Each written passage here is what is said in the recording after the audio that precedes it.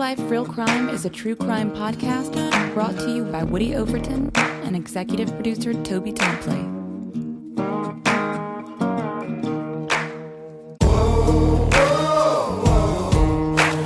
You have the right to remain silent.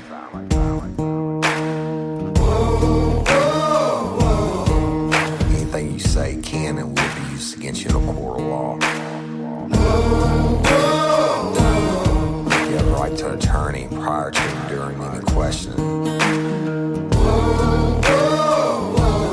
You can't afford one, the court will appoint one for you. You understand your rights? Your crime spree was over, son. Yeah, you thought you had it licked, but Detective Overton made you should have turned to shit.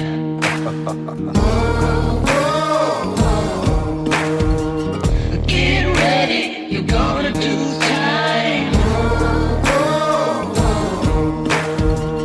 Real life, real crime. Warning.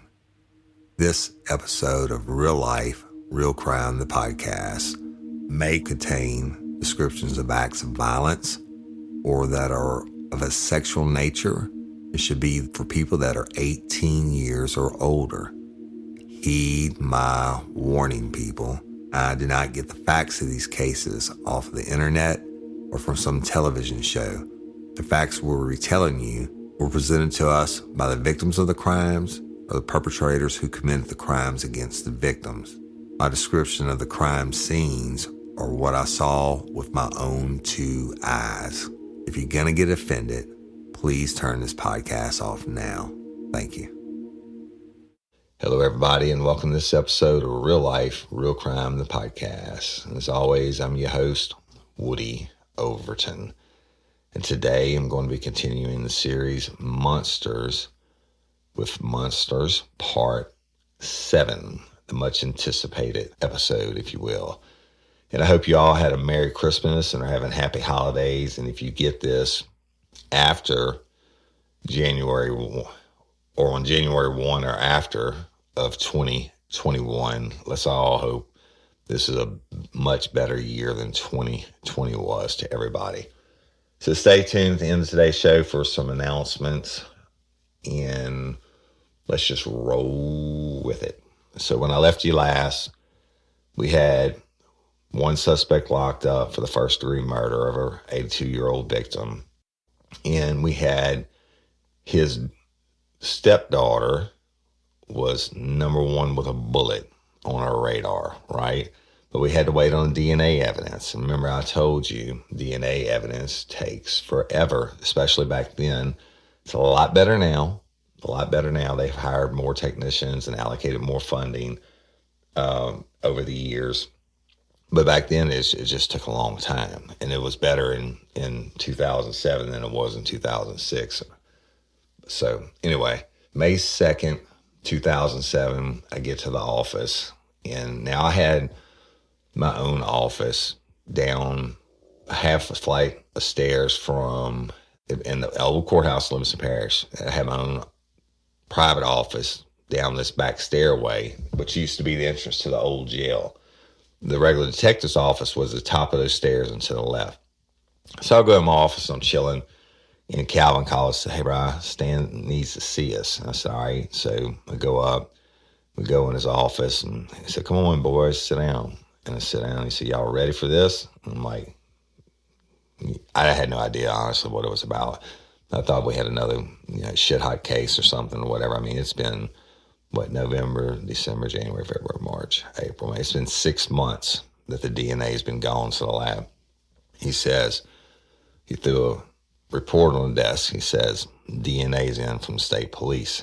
He said, "Your girl's blood is in the scene." I was like, yes, fucking right. And I looked at Calvin. We gave each other a fist bump. And he said, "Y'all go do what you do." And he said, "I want a confession." I said, "Well, you don't want any worse than we do, and we're going to go get that juice."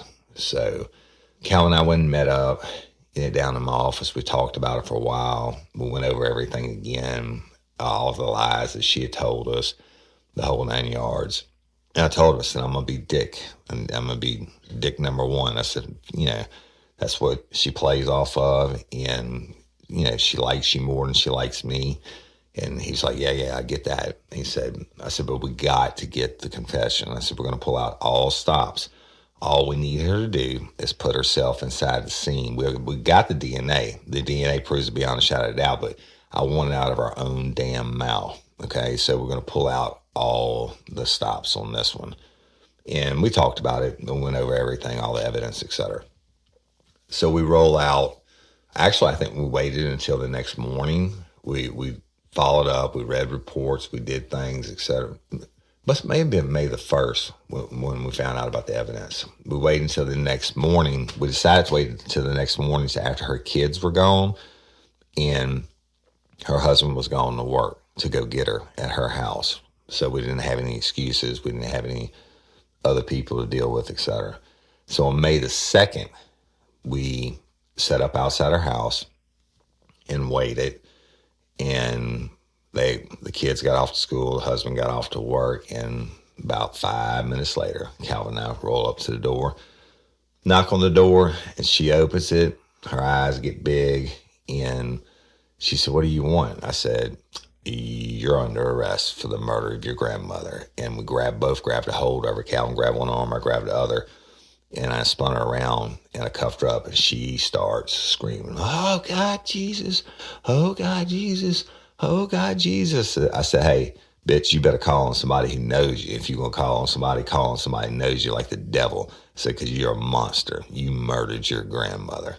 So I'm starting out on her hard, right? And she's like, oh, no. I don't know why y'all doing this to me. I don't know why you're doing this to me. I said, "I'm not doing anything to you, but you have the right to remain silent." And I've read her rights. And I said, "You are under arrest because you are a murdering monster and bitch, and you killed your grandmother." And, "Oh, God, no, no way." I said, yeah, way. And she was in like a house robe and some PJs. And she's like, "Let me get dressed." I said, "Shit, you didn't let your grandmother get dressed for you beat her to death and shot her in the back of the head." "Oh, no. And then, oh, God, I need some clothes." I said, "Again, you didn't let your grandmother get dressed before you beat her to death and shot her in the back of the head." I said, "Fuck you and your clothes." And Cal was like, no, man, let's at least let her get some shoes on. And I said, well, and I had her from behind the back, y'all, and I was holding the cuffs in the middle of the hands where they go in the back so I could steer her anywhere I want to. I said, "Where's your shoes at?"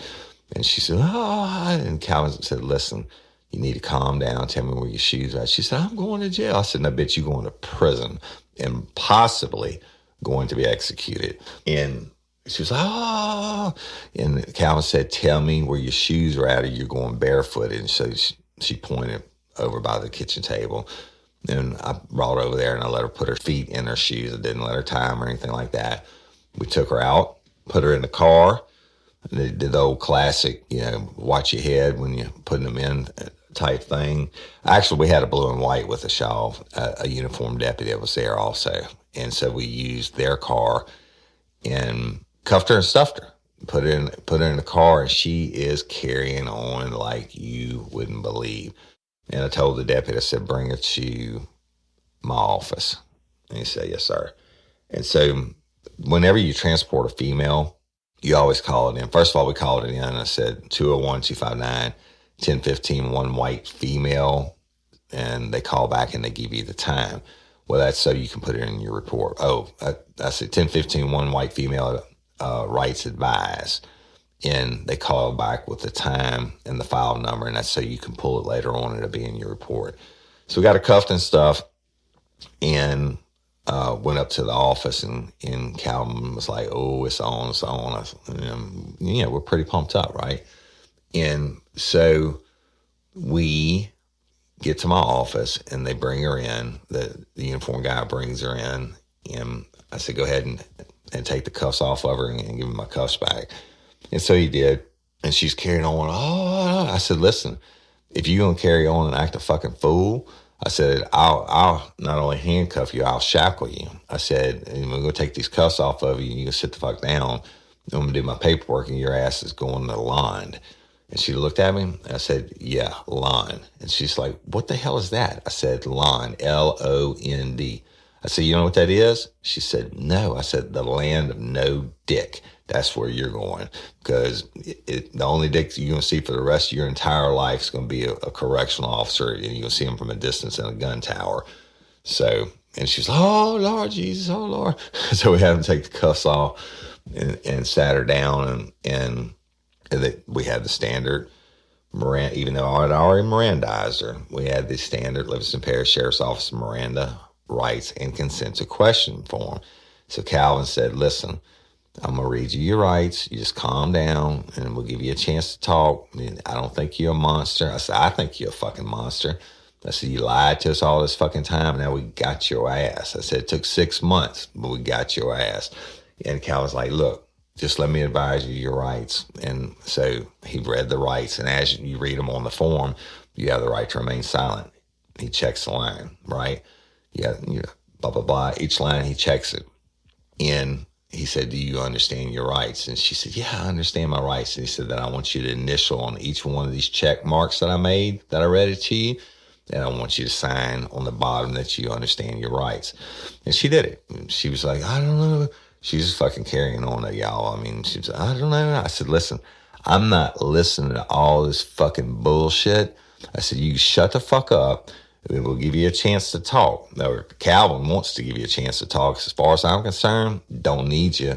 You go on the line and you're done. The evidence doesn't lie. And she's, and anyway, she initially sworn and signed it. And she was just red in the face.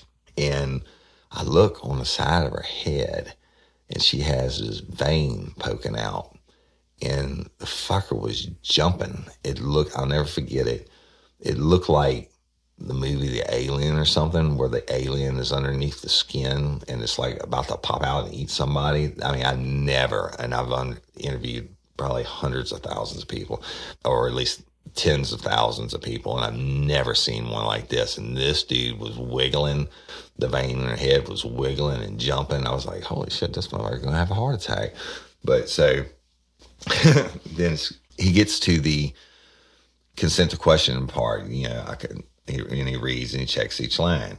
I consent to answer questions now. I don't need an attorney, blah, blah, blah, whatever. No promises or threats have been made to me, but I can stop at any time, etc. So he gets that, and she's just like, oh. I said, don't start up with all that bullshit. If you want to answer some questions or you want to tell us your side of what happened, then sign the shit. So she initially swore and she signed it. Boom, bitches, we're golden. It's on now. Showtime. And we get done with that. And so I kick back and I'm looking at her, and Calvin's looking at her, and she's just got that monster in her head, and it's about to pop out. And Calvin said, you need some water or something? And she said, yeah.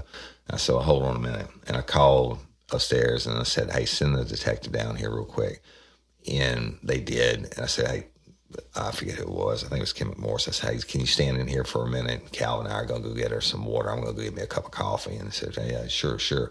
Well, that's called putting them on ice, y'all. And she's in there, doing all that shit. So we got in the hallway.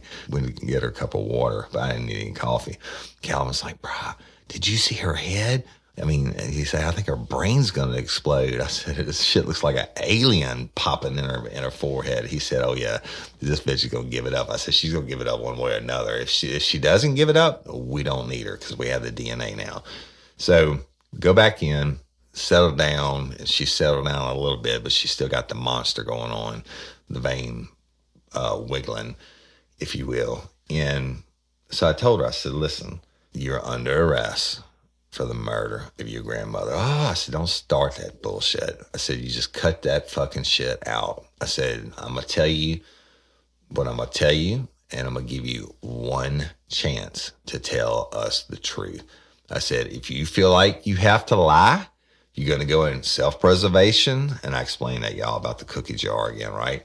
I said, if you're going to go into self-preservation, I said, then just don't fucking say anything at all. Because if you lie, then you're going to insult my intelligence, and I'm not going to be responsible for my actions that I do up in this bitch. And Calvin's like, oh, all right, what do you, hold on, just let's give her a chance. I said, I'm just telling the bitch, don't fucking lie. I said, we got your ass. She said, well, what do you have? I said, motherfucker, I'm not fixing to tell you anything. I said, I don't have to tell you shit. I said, we're going to give you a chance to tell us what happened. And Calvin said, sweetie, you got to tell us what happened. He said, I don't believe you're a monster. Woody thinks you're a monster. And I said, you fucking right, I do. I mean, y'all beat her to death, and then shot her in the back of the head. And she's like, oh, I said, don't start that bullshit again with me. I said, you are a fucking monster unless you can explain otherwise. I said, the one fucking thing you can't do is say you weren't there, bitch. I said, because you were there. I said, we got your fucking ass. And I said, I'm not fixing to tell you how either. I said, you're going to tell us, and you're going to tell us in your own words. I'm not putting any words in your mouth. You going to fucking tell us, or your ass is going to the line, and that's it. I will see you at fucking trial. And if you don't explain why you were there when your grandmother was murdered, and then you lied about it this whole time, etc., then I want to take that shit to a jury because your fucking goose is cooked. And she was like, she just hung her head and that veins popping. I said, so I'm going to shut the fuck up and your turn to talk, but choose your words carefully because this is the most important thing you're ever going to say in your entire life. And she just hung her head. She got real quiet. And this is when we're waiting, right? It's like a Mexican standoff, if you will, now. Who's going to draw first, right? And she stopped and she looked up and she's got, some tears in her eyes and she's all distraught. And Calvin's like, he closed the distance a little bit to her and he put his hand on her leg. He said, it's okay. It's okay. You got to tell us what happened. This is your one shot, your one chance to explain that you're not a monster. And shit, she stops and looks at us and she says, well, I've been lying to y'all. And I said, yeah, well, that's fucking obvious, And she said, well, I have. She said, but I didn't kill her. I said, okay, tell me what you did do. Tell me from the beginning everything that happened that day. Now I'm bringing it down a little bit, y'all, getting a little bit softer with her, right? And she said, oh my God, I just can't believe. I said, well, you need to make us believe what you're saying is the truth. And I said, listen to me. We have a ton of evidence. We don't need your confession, but we'd be stupid to try not to give you a chance to further bolster our case. I said, we've got it. We've got both of you there in the scene, DNA evidence. You've been lying. You've lied to us about numerous things. We've disproved all those lies. I said, look, we could have got your ass 6 months ago, but we were waiting on this day, and this day has come. And that is the DNA has finally come back from the State Police Crime Lab. There is no doubt on the face of this earth that you were not only there, that you participated to some degree because your blood is in the crime scene. And she just shook her head. I said, now again, start from the beginning of that day, from the time your husband and kids left from work, and tell us what happened. And I said, don't leave shit out. Don't sugarcoat it because I'm not going to play with you. Just tell us what happened. She hung her head and she said, well, he called me that day and said he had some dope. I'm like, yes. I'm thinking in my head, right? Here we go, motherfucker. And so she's already disproved her one lie about how long it's been since she's seen him and about them talking on the phone. And, it's just the opening of the Pandora's box as far as I'm concerned. And hey, ladies, are you feeling overwhelmed by hormonal changes? Well, you're definitely not alone. There are more than 1,000 hormone disruptors living in our environment right now. It's in your food, your water, the air you breathe, the clothes you wear, your skincare products. They all mess with your hormones. Then there's the natural hormone changes your body goes through, premenopause, menopause. And while it's a natural process, it doesn't mean you have to suffer through it. The good news is you don't have to suffer through it anymore, because now you have Hormone Harmony, a formula made only with herbal ingredients that are shown to reduce hormonal symptoms in women of all ages. Hormone Harmony is not just a hormone supporting supplement, it's become a phenomenon. Women can't stop talking about it on social media. A bottle of Hormone Harmony is sold every 24 seconds. And the biggest benefit? Well, my wife says it makes her feel like her own self again. And that's what women mention over and over in the reviews. And there are over 30,000 reviews for Hormone Harmony. And for a limited time, you can get 15% off your entire first order at happymammoth.com. Just use code RLRC at checkout. That's happymammoth.com and use code RLRC for 15% off today. That's happymammoth.com and use code RLRC. Hey y'all, let me tell you about Gobble. All Gobble meal kits are pre-prepped. That means less work for you and less waste in your kitchen. Their meal kits include everything you need so you can save time at the store or just skip that trip entirely. I got the box in and I had 3 different meals. I had a Kung Pao chicken, crispy fish tacos, and a beef bourguignon, however you say it. But let me tell you about the classic beef bourguignon. Look, it came with beef pot roast and a beef broth concentrate, red wine demi-glaze, cremini mushrooms, cipollone onions, mashed potatoes, baby carrots, and rosemary thyme butter. It was so easy to make. Literally like 15 minutes it took Cindy. And let me tell you something, and all the dishes were fire, but this thing was like a taste explosion in my mouth. It's just unreal. We've got to spend more time together and more time doing the things we love because everything came in this one single box right to my door. So see what a difference Gobble will make for your household.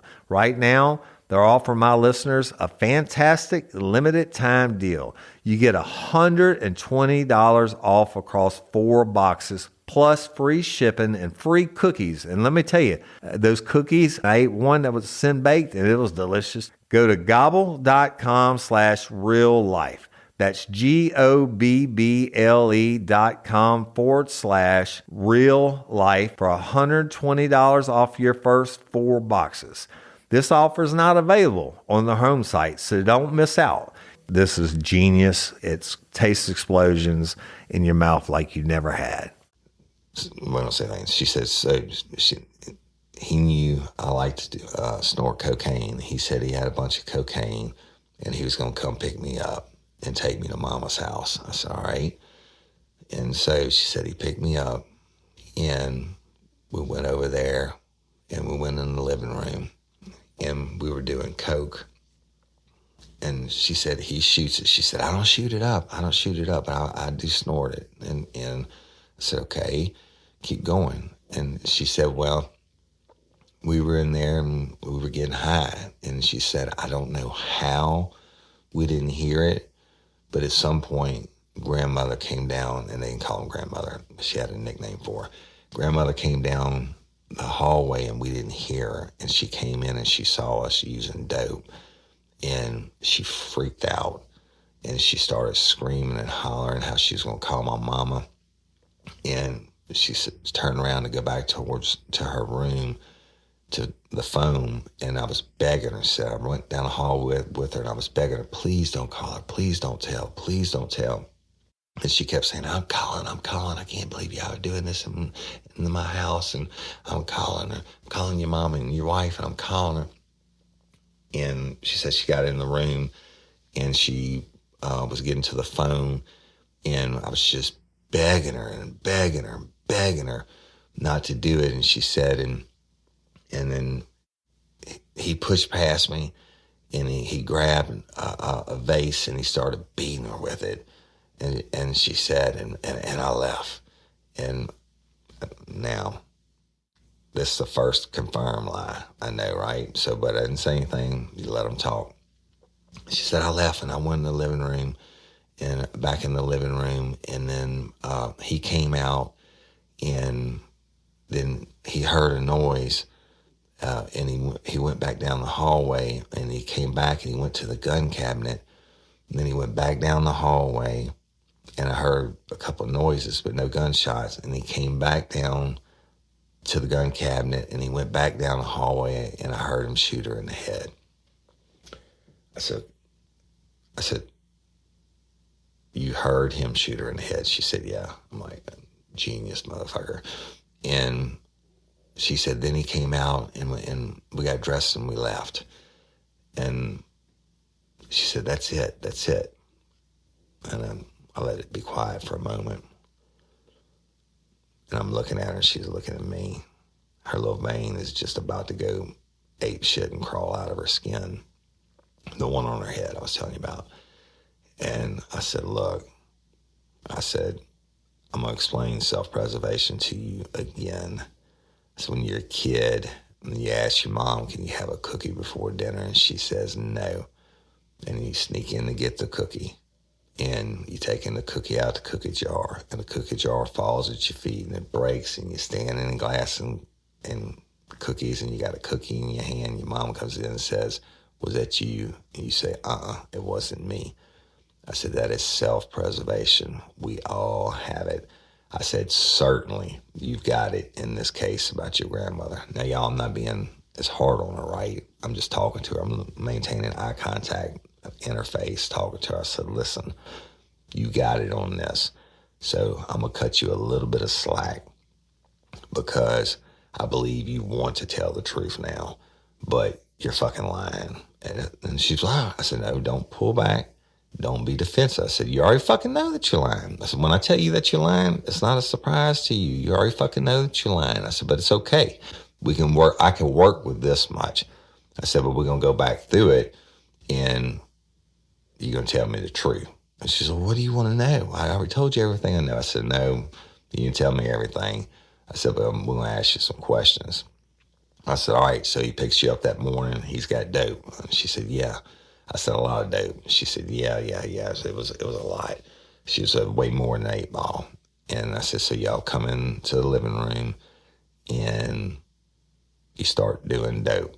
And she said, yeah. I said, and how long have y'all been doing dope together? She said, I don't know, a month or two or something. I don't know. I said, how long y'all been having sex? And her head jumped up and she looked at me.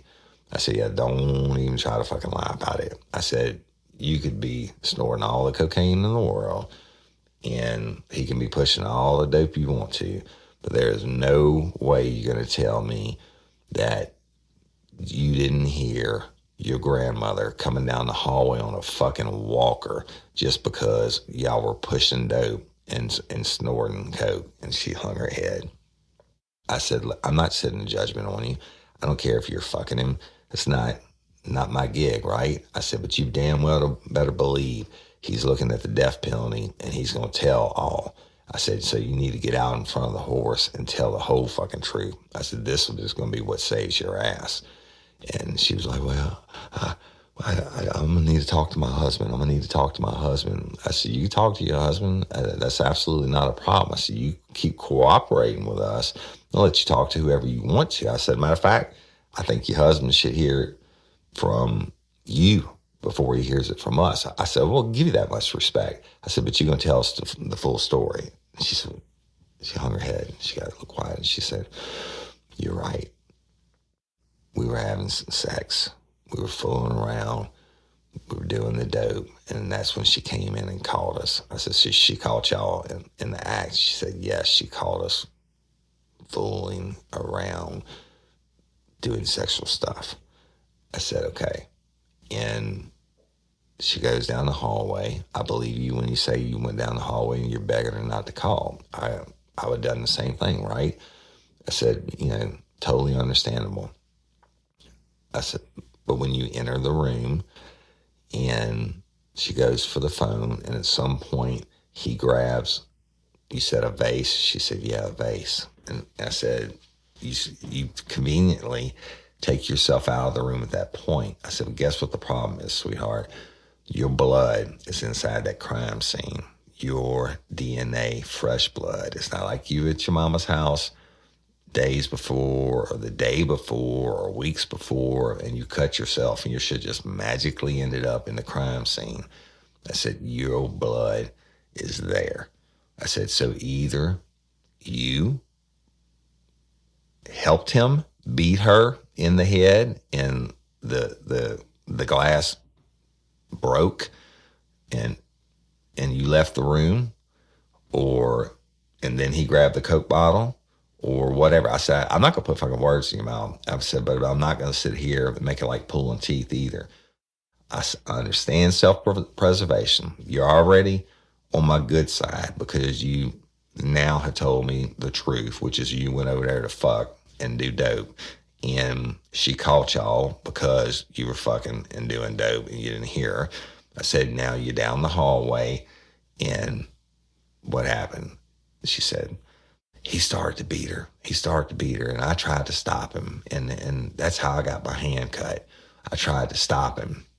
And she said, but I couldn't stop him. And he was just beating her in the head. And he was just beating her. I said, okay. And she said, and really, I did leave the room. I said, okay. And what'd you do? She said, I went back to the living room. And he came down the hall and he said, she's dead. But then we heard a noise. And he went back down the hall and he came back down and said, that bitch is still alive. And he went and got the rifle and he went back down the hall and he had the wrong bullets or something for it. The gun wouldn't fire and he came back and he got the right bullets and he went back and he shot her in the head. Bingo. Again, y'all, in my mind's eye, how do you know he shot her in the head? Unless she still distanced herself. But take that shit to trial, okay? She's now explained why her blood is in the crime scene because she's saying she tried to stop him and cut her hand, during that altercation when her grandmother was being beaten. Well, you know what? Only 3 people know, and one of them was dead, okay? And we certainly can't get it from the victim. So she had almost 6 months to come up with her story, praying that she would never see us show up on her doorstep again. But the totality of the circumstances, she's just as guilty as he is. Whether she did the beating or didn't do the beating, she was there. She didn't stop it. She didn't call 911. Hell, she might have been the shooter as far as we know, other than he confessed to it, right? So you don't have to get everything exactly correct, but we're getting enough to put her there when her grandmother was murdered. And then, like I said, take that shit to trial, bitch, because we'll let a jury decide your level of guilt. So she said that he shot her in the head. And I said, how do you know he shot her in the head if you were in the living room? And she said, oh, I just assumed he shot her in the head. I said, okay, fuck it, I'm leaving it there. I'm not going to press her on it anymore, right? And I said, well, if you're down there and the beating's going on and there's certainly going to be a lot of blood and you're trying to stop him, you cut yourself. And I said, what'd you do? I said, obviously you're going to have blood on you and he's going to have blood on him. And I said, what happened? She said, well, he came back out and he started loading up the guns in the car, in the truck and cleaning stuff up. I said, okay. I said, what about the fireplace? She said, oh, yeah. He burned the condom in the fireplace. He said he was going to make it look like a rape so y'all wouldn't figure it out. I said, all right. I said, where did you go to clean up? She said, what do you mean? I said, where'd you go to clean up? She said, oh, I don't know. I don't remember. I said, okay, fuck it. I'm leaving it at that. I'm not going to keep pressing on it. I said, but did you clean up there? And she said, yeah, I think so. I don't remember. Well, guess what? She's not telling me everything. In my mind's eye, she took part of the beating until the vase broke, and then she cuts her hand and she runs to the master bathroom, cleans herself up, bandages or whatever, and then tries to clean that area up, right? Can't prove it. It's just what I'm thinking. But back to it, she said he loads up and he gets dressed and they leave and he brings her home. And I said, okay, why did you lie? I said, why didn't you stop it? And she said, I don't know. I freaked out. I said, all right, you freaked out. I said, what happened between the time you got home and the time you got the call that something happened to your grandmother? She said, nothing happened. I just sat at home. I was by myself till my kids got home. I said, all right. I said, in all this time, I said, you said you didn't see him shoot her in the back of the head. You're assuming that. She said, yeah. I said, but she might have been alive. He said, no. She said, ain't no way she was alive. Again, y'all, she knows that. I believe she knows that because she saw the mess, right? And remember, she told her brother they beat her in the head, right? And I'm trying to remember. What I was doing was locking her in. Why in the fuck didn't you ever call 911? Why in the fuck didn't you ever have remorse to later on, after your adrenaline's calmed down? I didn't ask her directly, but this is what I'm getting at, building it for the jury. After your adrenaline's calmed down, you're safe inside your own house. This asshole is gone. You could lock the door. You could call 911 and say, you know what? I was in the wrong place at the wrong time, but it's my grandmother. Please send somebody to check on her.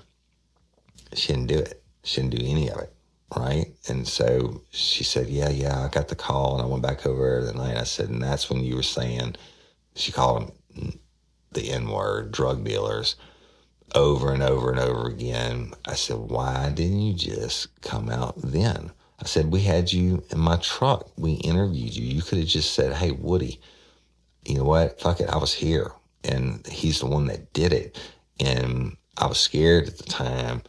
And, and she said, oh, well, I don't know. I don't know. And I was scared. And I didn't want my mama to find out I was over here. And we were fooling around. Okay, whatever. To me, y'all, monster. And all this time goes by. She lied, and I said, and then you lied to us every time we talked to you. You lied to us over and over again. I said, you think we're some fucking dumb hick detectives that we weren't going to do our job and find it out? She said, no, I don't think that. She said, I just was hoping it would go away. I said, yeah, I bet you were, And then I said, well, listen, give me a minute and I'm going to get you some more water.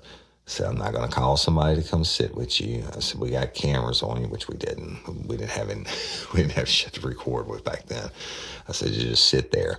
We went right outside my door in the hallway, the stairway. And Calvin and I were like, yes, And I said, listen, we got to get her husband up here. It's one thing she confesses to us. She's going to try to recant on it later.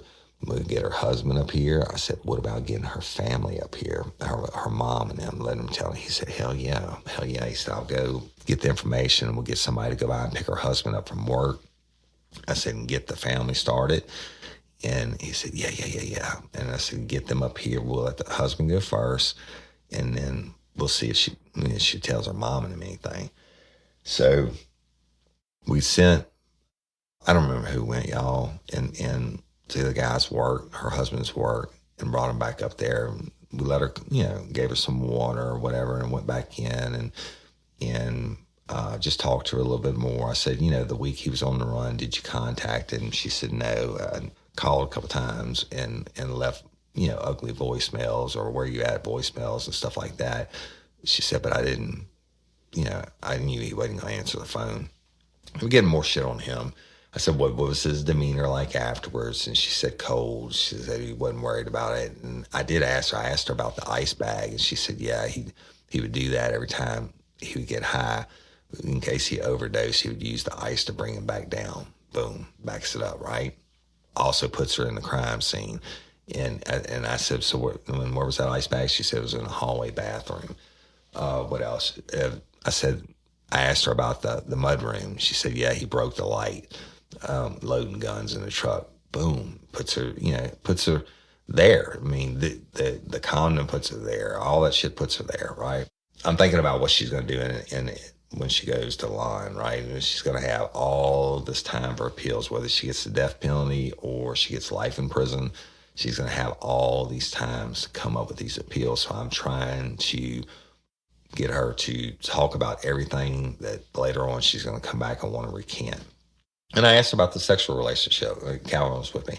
I asked about the sexual relationship, and she said, yeah, I mean, it's strictly, that's basically what it was. He gave her dope, she gave him sex. And I asked her, I said, look, when he was on the run, he went to Walmart and he bought women's panties. And before I could even finish, she said, oh, yeah. She said he's a cross-dresser. She said every time we were together, he had on women's underwear. I said, so that day?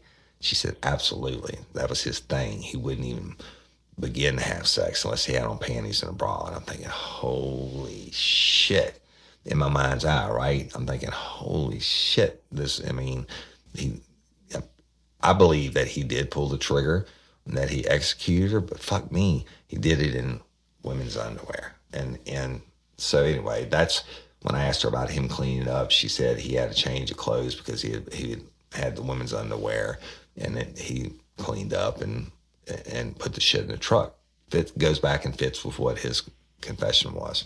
So time goes by, we're picking her brain on the little things. And you know what she never asked? She never asked where her blood was in the crime scene. Not one time. And she just assumed it was in the hallway with everything, all the rest of the blood, which I'm sure it was. But the husband shows up and they call me and they say, hey, her husband's here. So Calvin and I go up to him and leave her in the room. And I said, listen, your wife is under arrest for the murder of her grandmother, and she wants to talk to you. And he was like, what? And I said, yeah, she wants to talk to you. I said, this is not normally something that we do, but we're going to let you talk to her. And I said, but I'm going to be in the room, or we're going to be in the room with you. Just ignore us. I said, we're going to be in the room actually for your safety and her safety, and I don't want you killing her or vice versa. He said, no, man, no. I mean, the guy was just white in the face. He was totally in shock. Good guy, hardworking guy, great dad. And I would find out all this later on. Great father to his kids. Yeah, I felt sorry for this guy, right? And so we let him in, and I told him, and, I'm standing, and my office was small, but the four of us were in there, and I said, spark something uncommon this holiday with just the right gift from Uncommon Goods. The busy holiday season is here, and Uncommon Goods makes it less stressful with incredible hand-picked gifts for everyone on your list, all in one spot. Gifts that spark joy, wonder, delight, and that's exactly what I wanted feeling. Hey, y'all, I ordered a super cool piece. It's a candle with a sculpture of LSU's Tiger Stadium on top of it. And each officially licensed laser-cut wooden replica features up to 4 layers of detail, creating a bird's eye view of a specific football field, seating section, and more. And every label includes your stadium's name, the team's logo, and school location. And it has a coconut, soy, vegan wax infused with sandalwood smell that creates tailgates and touchdown scent profile, reminiscent of game day. It's invigorating like fresh cut grass and nostalgic like smoke from a pre-game grill, and calming like the crisp autumn air of a new semester on campus. Y'all, I love it. I have it at the base of my TV, and I'm ready to watch the Tigers play on Saturday night, right? Uncommon Goods. Look, when you shop at Uncommon Goods, you're supporting artists and small independent businesses. And many of their handcrafted products are made in small batches. So shop now before they sell out this holiday season. Uncommon Goods looks for products that are high quality, unique, and often handmade or made in the U.S. They have the most meaningful, out of the ordinary gifts anywhere. They even have gifts you can personalize. From holiday hosts and hostess gift to the coolest finds for kids, to hits for everyone from the book lovers to diehard sports fans. Uncommon Goods has something for everyone, not the same old selections you can just find anywhere. And with every purchase you make at Uncommon Goods, they give $1 to a nonprofit partner of your choice. They've donated more than $3 million to date. So to get 15% off your next gift, go to uncommongoods.com/RLRC. That's uncommongoods.com/RLRC for 15% off. Don't miss out on this limited time offer. Uncommon Goods, we're all out of the ordinary. Early holiday savings have arrived at Tanger Outlets. Discover the best gifts from your favorite brands, perfect for everyone on your list. And stack your savings with up to 70% off, plus an extra 15 to 25% off only during Tanger Style. Save at Polo Ralph Lauren, Old Navy Outlet, Under Armour, Skechers, J. Crew Factory, and more. Hurry in. These early holiday deals last through November 24th. Tanger Outlets. More savings, more cheer. Listen, she has something she wants to say to you. And I told her, just go ahead and tell him the truth. You know, I said, there's no way to sugarcoat it, just tell him the truth. And she tried to reach out for his hand, and she said, baby. And she said, you know, I love you so much. She started crying shit again. You know, I love you so much. I love you more than anything in the world. And I love our family, and da-da-da-da-da-da. He said, tell me why I'm here. And she said, well, I was there when grandmother got killed. He said, what do you mean you were there? She said, I was there with him, talking about her stepdad. And he said, what were you doing with him in that house? And she said, she hung her head and she said, I was doing dope. He said, and she said, we've been fooling around. And he just shook his head. And she said, but he killed her. I didn't kill her. He killed her. And then she said, but I was there. And he's just shaking his head. And I thought the guy was going to throw up. And I felt so bad for him. And he was like, you were there having sex with him and doing drugs when he killed your grandmother. She said, but I didn't kill her. And she said, and she said, yes. And he was like, I don't know what to say. And he said, I just don't know what to say. She said, promise me you'll take care of our babies. Just promise me you'll take care of our babies. And at this point, I almost felt human for her. And she was pleading with him. And he said, I'm not going to be a father to her children, no matter what you've done. He said, I'm going to take care of the babies. You don't have to worry about that. And she was like, but I love you. And he said, I got to go. And he left and walked him out. Boom. That's, another witness for trial. She told him she was there, even though she's taking the self-defense, or not self-defense. She was there, but she's saying she wasn't an active participant. So by this time, the family's there. We kept them separate. And I go up and I talk to the mom and the other daughter. And I said, listen, this is absolutely going to rock your world. I said, but she's under arrest. She has some things she wants to tell you. And they were like, the mom, y'all, again, but this is one of the strongest ladies. Just think about this. This lady lost everything in the blink of an eye. She lost her mother. She lost her husband. And now she's losing a daughter. Okay? And she's already been through so much. And it's almost 6 months later. And now she finds out her daughter was involved on top of her husband. So, I just told her, I said that I'm not going to tell you anything. I'm going to let you go down there and let her tell you. I said, but it's bad. I said, it was just going to let you talk to her. But I took the daughter to the side, the one that was married to the Baton Rouge City detective, and I said, listen, she's already confessed to being there, et cetera. I said, I need you, if you ask her about anything, ask her about the gunshots and ask her about women's underwear.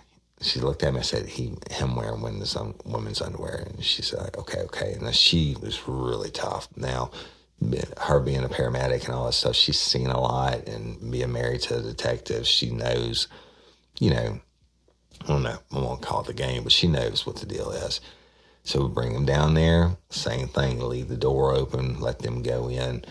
And I see it again immediately when the sister goes in, and I'm standing in the hallway on this one. And again, I told them no touching and and all that. Don't kill her, don't beat on her or anything. And when the sister walked in, her eyes got big as saucers, and then she just threw this hate face on, like, what the fuck are you doing here? She didn't say it out loud, but I mean, it was just written all over her face. And her mom walked in, she turned her mom, and she turned that puppy dog face on. Mama, I'm so sorry. And she said, the mom said, well, what, baby? What happened? Tell me what happened. She's like, I'm just so sorry. And the mom said, you've got to tell me what happened. And she told her, she said, I was there. And she said the nickname, we'll call her grandmother. When he murdered grandmother. And she said, what do you mean you were there? And she said, I was there with him. And the sister said, what were you doing there with him? She said, I was doing drugs with him. And she said, but he was shooting up. I don't shoot up. I was snorting cocaine, and I was there with him to do drugs. And the mom said, tell me what happened. And she said, well, grandmother came in and saw us doing the drugs and said she was going to call you. And then he started beating on her, and she said, and I freaked out, and I ran outside in the backyard by the pool, and I heard a gunshot. Now she's deviating from her story, right? From what she told us and told the husband, etc. She said, I heard a gunshot. And the sister said, well, what did it sound like? And she said, and I'll never forget this, she said, it sounded like a balloon popping. Now, there's no fucking way she heard that from outside the backyard from where it was.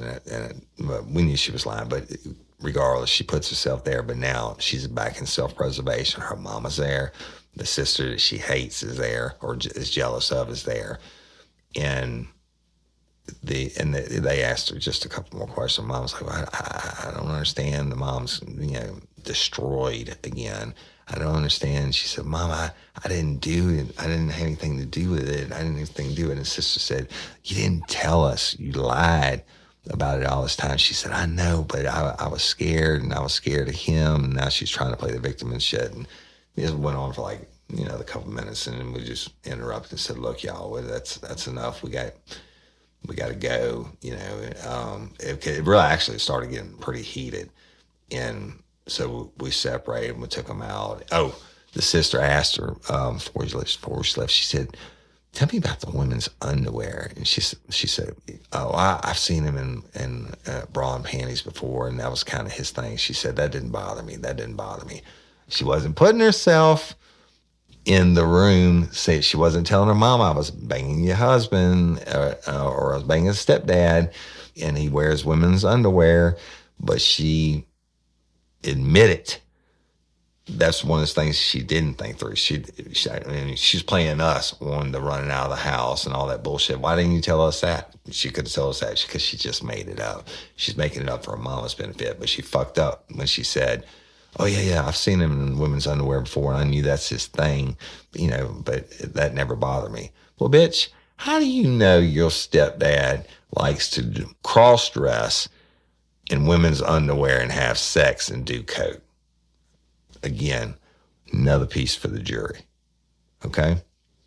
So we get the family out of there. We come back in. Again, y'all, all this questioning and everything I'm telling you, Cal and I were at 1,000% team playing off each other.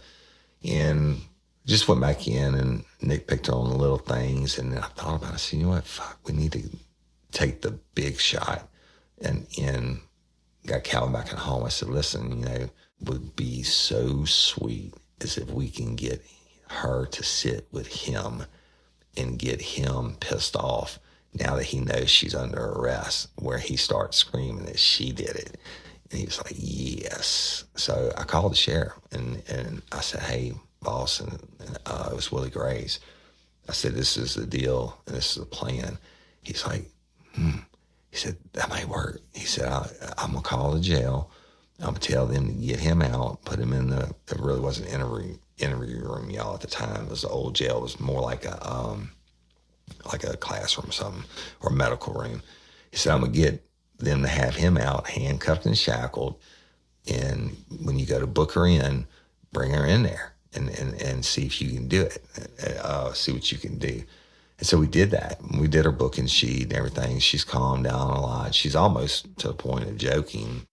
We drive to the jail with her, and before you leave the courthouse, and even though it was only a couple miles, you call, LP 201-259, transporting one white female, 10:15 from the detective's office to Parish Jail, beginning mileage is such and such. And y'all, you do that for just to take care of yourself, to cover your own ass, because they can tell you exactly how long it takes to get to the jail. This chick can't come back and say, we tried to rape her on the way or stopped and beat her or anything like that. Anyway, we get to the jail, drive through Sallyport. Sallyport it's like a man trap, y'all. When you pull in, gate shuts behind you, and then there's a door. You get her out. The door pops open. You step into this inner chamber. The door shuts behind you. Of course, we secured our weapons in the vehicle. But if you didn't, they had a weapon drawer on the wall that you could lock your weapon up in the Sallyport, and then Pat frisked her again, and then buzz open the interior door, and you're looking at the control room of the prison.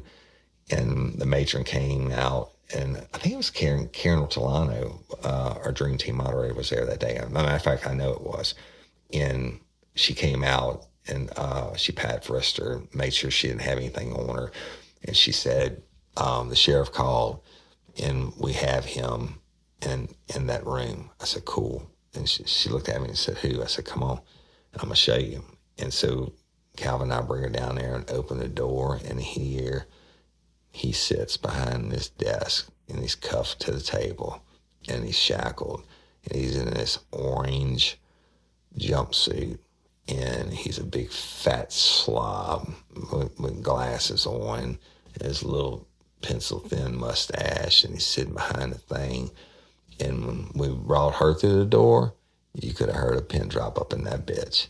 When he looks at her and she looks at him, and we didn't say anything. We just wanted to see what the fireworks, what the chemical reaction, if you will, was going to be. And then she starts going off. You motherfucker, why'd you have to shoot her in the head? Why'd you have to shoot her in the head? Now, look, we don't have to advise him of his rights. I mean, as far as we're concerned, these are two inmates, right? That's them talking. And everything in the jail is monitored. And she's like, why'd you have to shoot him in the head? And you didn't have to do that, and da-da-da-da-da.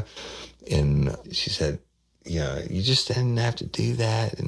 And just going on, he said, I ain't saying a fucking thing. Well, guess what the problem is now, y'all?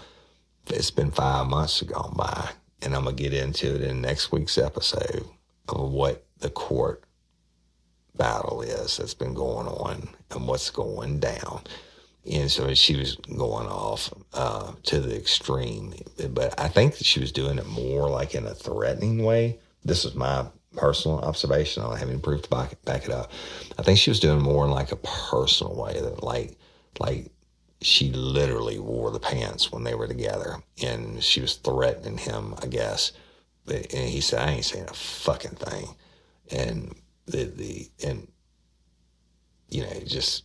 He said that once or twice. So we grabbed her and gave her to the matron. And we'd already done the booking sheet. And she was booked in for murder of her grandmother. And that's it for this week. Next week, I am going to conclude finally this series, Monsters. And y'all, I have to do it the last part because I've got to tell you everything that happened. Everything that happened in the criminal case is their cases. And I want to tell you and explain it to you in detail. And then I'm going to tell you why I'm doing this series. You think you know what happened? You don't know shit. And because I just found this out the week before I started doing the series. I wasn't even going to do this case, and I'm still not going to say the names because the family just doesn't deserve to have to live through it again. But, as bad as I feel for them, this is, all this shit's a matter of public record. And somebody would have probably got a hold of it and told the story one day anyway, but they wouldn't have had the personal knowledge that I have. But when I found out what happened, remember we arrested her in May. I left November 1st to be a criminal investigator with Louisiana State Police. I had kind of kept, I don't want to give it away. I'll tell y'all next week. I just found out in 2020, about 2 months ago, what the conclusion was. And it infuriated me. So next week, conclusions of Monsters with Monsters Part 8. And some announcements real quick. As always, justice for Courtney Coco. Hang in there. I think this is going to be a really telling time with what does or doesn't happen in the near future. Miss Barbara Blunt, please continue to call the cases. Remember, when the murders are arrested in Courtney Coco's case, we are going to start the cold case. Toby Tomplay and I are going to start releasing the series, Don't Call It a Cold Case. Now, for everybody who's sending me cold cases every day, please, you can email me at woody@realliferealcrime.com. And I'm going to catalog them, y'all. I can promise you this. Don't have the time or the financial resources to work them, but not yet. Maybe one day. But I'm at least look at every one of them and then, kick it with Toby for the new podcast. And we're going to work some of them, certainly. But these things take time and money. So anyway, continue to call and you tips from Miss Barbara Blunt. And I just want to thank everybody for your support, for liking us and sharing us. And congratulations to our Instagram winner. Our winner on the Instagram giveaway was, it's at Sandy, Sandi McClendon, MCCLENDON. And she won all that $200 worth of stuff, the earbuds, and all the RRC swag. So congratulations, Sandy. Thank you to everybody who participated. We'll be doing some more giveaways in the future. That was pretty awesome. So thank you for that. And so you can go like us or follow me on Instagram at Real Life Real Crime or at Overton Woody. Crew page. I love all y'all. We're 28,600 something members now and growing all the time. Thanks to everybody who continues to invite other people. Please leave me a review on iTunes or wherever you listen to podcasts, and subscribe to the show, y'all. People post like on Saturdays, when's it coming out? Because we normally do the link on our Facebook page and stuff, and we quit doing it, or we didn't have an internet service to do it until he had dropped the episode or something. So if you subscribe wherever you listen, you automatically get an update. It doesn't cost anything. You get an update as soon as we post something, an episode or whatever it's going to be. So you also subscribe so you can be up to date on everything. And I'm sure I'm forgetting something, but anyway, thank you all, patron members. Thank you so much for your support. And all lifers, you can't be a patron. I get it. I love you just as much. Thank you for everything. And we love y'all. You're the best fans in the world.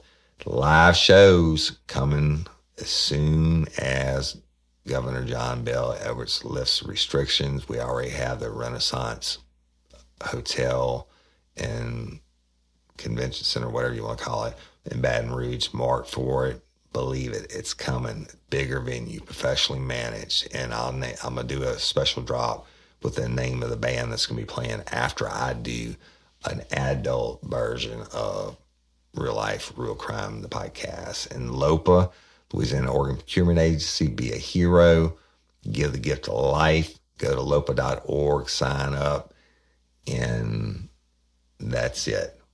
And I'm Woody Overton, your host of Real Life, Real Crime, the podcast. Until next time or ever, don't let me catch you down on murder by you. Peace. Get ready, you're gonna do time. Real life, real crime. Real Life, Real Crime is a true crime podcast brought to you by Woody Overton and executive producer Toby Templey.